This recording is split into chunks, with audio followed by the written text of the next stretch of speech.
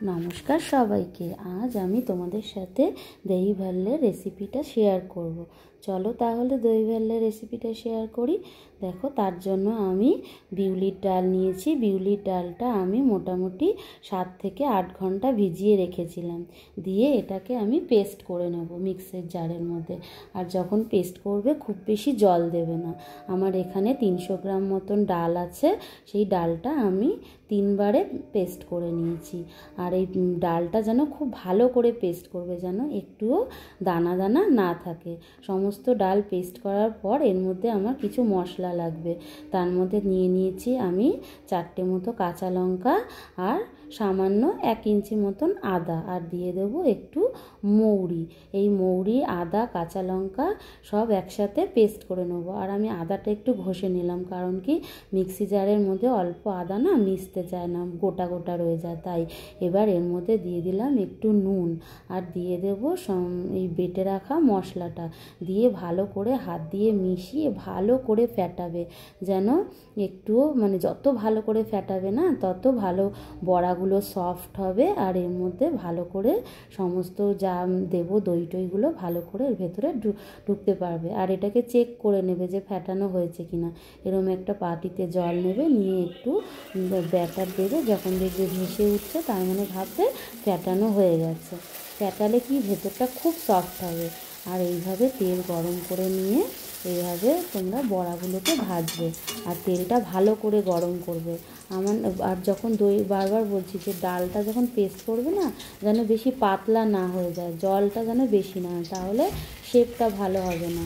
দেখো, আমার একটু শেপটা মনে হচ্ছে কেমন যেন হয়ে যাচ্ছে। প্রথমবারটা এরকম হয়েছে, পরের বারগুলো ঠিকঠাকই হয়েছিল।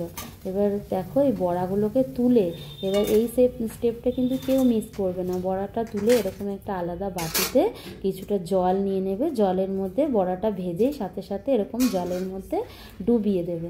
ডোবানোর এবার কতক্ষণ ডোবাবে, যতক্ষণ তোমরা আবার নেক্সট আর একবার বড়াটা ভাজবে। বড়াটা যতক্ষণ এরকম ভাজতে থাকবে ততক্ষণই আবার ওই যেগুলো জলে ডুবিয়ে রেখেছো সেগুলো তোমরা ডুবিয়ে রাখবে, ততক্ষণে বড়াটা নরম হয়ে যাবে। এবার দেখো, এই বড়াগুলো ছেড়ে দিয়ে তারপরে ওই বড়াগুলোকেও আমি এরকম হাতের সাহায্যে চেপে চেপে জলটা বের করে দিয়ে থালার মধ্যে সাজিয়ে নেব। আর এই জানো তো, এই যে দই ভাল্লাটা আমি যে বানাচ্ছি, এটা আমার বড় মেয়ের বন্ধুদের আবদারে এটা বানানো। মেয়ে মাঝে মাঝে নিয়ে যায়, তখন ওরা, তাই ওদের আজকে পিকনিক আছে, তাই ওরা বলেছে যে কাকিমা আমাদের এটা বানিয়ে দিও। তাই ওদের আবদারে এটা আজকে আমি বানাচ্ছি। তো এটা কোনো কোনো জায়গায় না কেউ কেউ এটাকে দই ভাল্লে বলে, আমরা না দই বড়া বলি। তোমরা কে কী বলো এটাকে আমাকে একটু জানিও তো। এবার দেখো, এই বড়াগুলো ভাজা হয়ে গেল। ভেজে যে আগের বড়াগুলো দিয়েছিলাম সেগুলোর সাথেই এটা সাইড করে দিয়ে দেবো।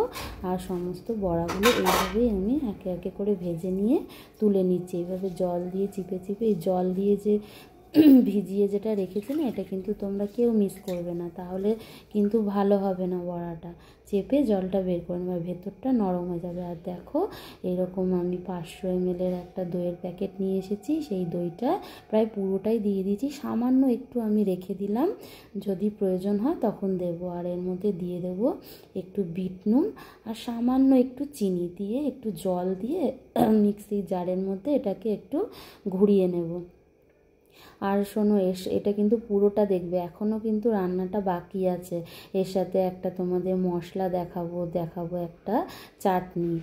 সেই চাটনিটা ছাড়া যেন এই দই বড়াটা একেবারে অসম্পূর্ণ। এইভাবে সমস্ত দইটা এর মধ্যে ঢেলে দিয়ে বেশ কিছুক্ষণ, মোটামুটি 2-3 ঘন্টা এইভাবে দইয়ের মধ্যে বড়াগুলোকে ভিজিয়ে রাখবে।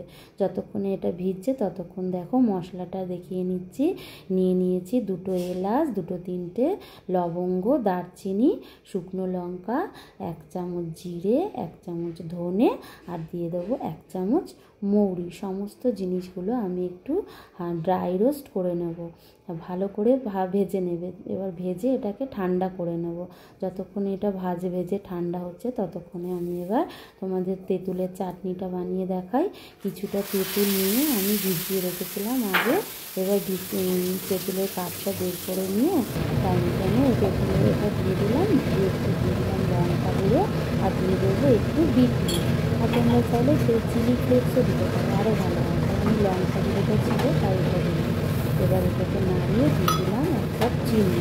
আমার এখানে যতটা তেঁতুল আছে তার মধ্যে 1 কাপ চিনিতেই হয়ে গেছে। এবার তোমাদের যেরকম বুঝে তুমি টেস্ট করে দেবে। দিয়ে এইভাবে চিনিটা যতক্ষণ মেল্ট হচ্ছে ভালো করে চিনিটা মেল্ট হয়ে যাওয়ার পর একটু জল দিয়ে দেবো। আর চাটনিটা একটু পাতলা করে বানাবো, তবেই খেতে ভালো লাগবে। চাটনিটা যখন এরকম ফুটে উঠবে ততক্ষণে আমি এদিকে দেখো মশলাটাকে যে ভাজলাম ওটাও গুঁড়ো করে একটা 1 চামচ মতন মশলা চাটনিটার মধ্যেও দিয়ে দিলাম। এবার চাটনিটা হয়ে গেছে, এবার আমি তোমাদের সার্ভ করে দেখাবো। দেখো চাটনিটা হয়ে গেছে, কত অপূর্ব স্বাদের এই দই বড়াটা যে কি ভালো হয়েছিল, না খেলে কেউ বুঝতেই পারবে না, অসাধারণ হয়েছিল একদম। এবার সার্ভ করছি, দেখো একটা বড়া দিলাম, তার উপরে একটু দই দিয়ে দিচ্ছি, দিয়ে দেবো তেঁতুলের চাটনিটা। এই তেঁতুলের চাটনিটা যে কি অপূর্ব লাগে না, এটা ছাড়া যেন এটা অসম্পূর্ণ। আর যে ভেজে রাখা মশলাটা করেছিলাম সেটা একটু ওপর দিয়ে ছড়িয়ে দেবো, দিয়ে দেবো একটু বিট নুন, দিয়ে দেবো ঝুরি ভাজা আর একটু সামান্য লঙ্কা গুঁড়ো। যারা লঙ্কা গুঁড়ো না খেতে চাও তা না দেবে।